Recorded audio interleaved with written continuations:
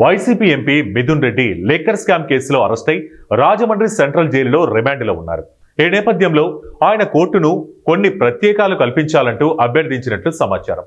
ఆరోగ్య కారణాలను చెబుతూ జైలు జీవన శైలిలో కొంత సౌకర్యంగా ఉండాలని ఆయన తన అభ్యర్థనలో పేర్కొన్నారు.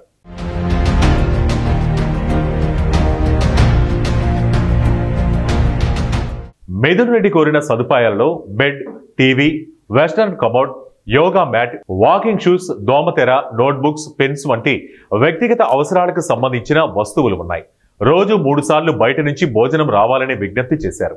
అలాగే ఆరోగ్యపరంగా అవసరమైన రెగ్యులర్ మెడిసిన్స్ అందించాలని ఆయన కోరారు.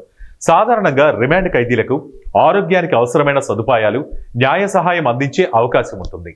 అయితే ఈ అభ్యర్థనలు సాధారణ ఖైదీలకు లభ్యమయ్యే సదుపాయాల కన్నా విస్తృతమైనవిగా ఉండడంతో అధికారుల దృష్టికి మరింతగా వచ్చాయి.